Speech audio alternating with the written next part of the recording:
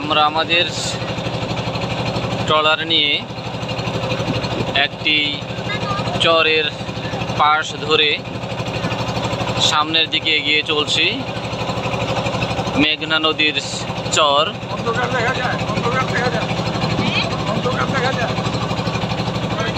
আপনাদের সঙ্গে আমাদের দেখার সৌন্দর্য উপভোগ করার জন্য এই ভিডিও আপনাদের সঙ্গে শেয়ার করছি।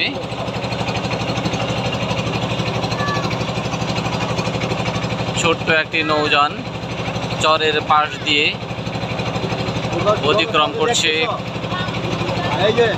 আপনারা দেখতে পাচ্ছেন। এই চরের পাশে আপনারা দেখছেন বস্তা দিয়ে চরের ভাঙন ঠেকানো হয়েছে। বস্তা এবং বিভিন্ন ভাঙা দেয়াল সহ অনেক উপাদান রয়েছে এখানে চরের ভাঙন ঠেকানোর জন্য।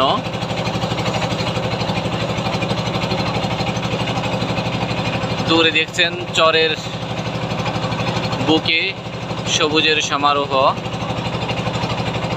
বিভিন্ন ধরনের ফসল চরবাসীরা ফলাচ্ছেন সেখানে।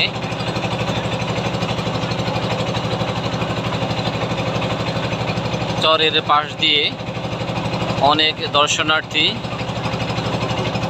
প্রাকৃতিক সৌন্দর্য উপভোগ করার জন্য হেঁটে যাচ্ছেন, চলাফেরা করছেন। তারা দূর দূরান্ত থেকে এসে তাদের ট্রলারকে চরের পাশে ভিড়িয়ে হাঁটাহাঁটি করছেন।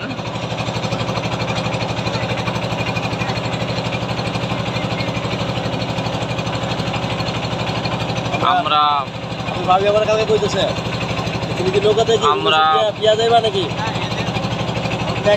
আপনাদের জন্য মেঘনার সৌন্দর্য তুলে ধরার চেষ্টা করছি। যারা মেঘনার বুকে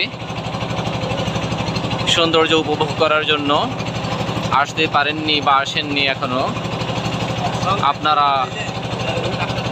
এই ভিডিও দেখার পর হয়তো আপনাদের আগ্রহ জাগবে।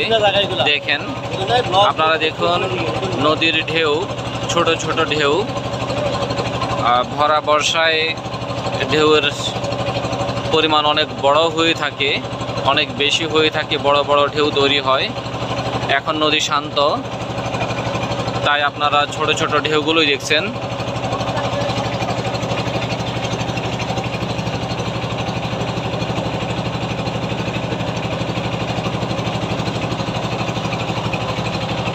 আমাদের সঙ্গে যারা যুক্ত রয়েছেন এই ভ্রমণে, আপনারা দেখতে পাচ্ছেন নদীর বুক ছিঁড়ে আমাদের ট্রলার এগিয়ে চলছে। তার উপরে নদীর যে ট্রলার এবং ট্রলারের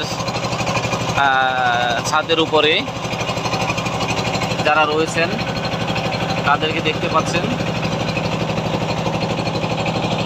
আমাদের কবি বন্ধু কাজী নাজিমউদ্দিন সুমন আমাদের সঙ্গে, আমাদের আরও যারা যুক্ত রয়েছেন, আমাদের কবি নাজিমউদ্দিন সুমনের ছেলে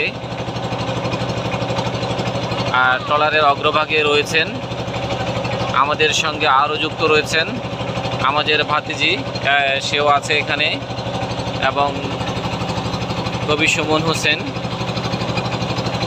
আমাদের জয়নাল আবদিন জয় ভাই এখানে রয়েছেন। আমরা এগিয়ে যাচ্ছি সামনের দিকে।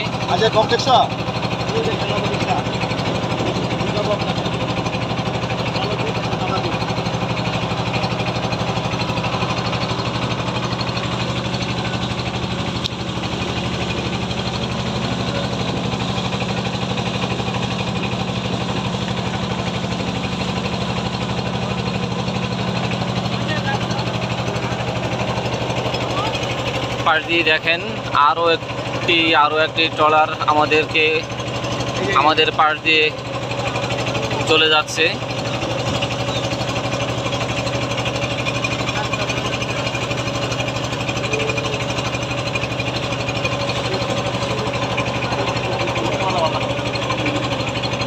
দর্শক মণ্ডলী,